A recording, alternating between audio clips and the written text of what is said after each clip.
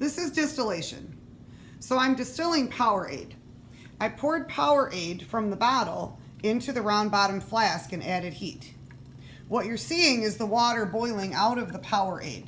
So as the water boils and turns into a gas, that gaseous water vapor goes up through the small tube, up through here, and into the distillation apparatus.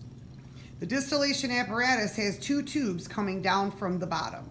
One is bringing in cold water from the sink, and that's coming in here. And that cold water is running through the outer tube. The other tube is releasing that sink water back to the sink. So as the cold water from the sink moves through the outer tube, it picks up heat from the water vapor in the inner tube. So that sink water is warming up and it's being returned to the sink.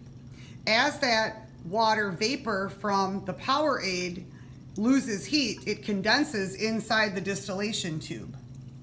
And then that water is dripping out over here. And I'm collecting it on the bottom. So this is how we separate two liquids from each other that have two different boiling points. And this is also how we can separate something that is soluble, a soluble solid like salt or sugar, from the solvent that it is dissolved in. So in this case, at the end of distillation, we will have water over here. And when this is done, we'll have everything else that was put into the Powerade over here. Coloring, minerals, etc.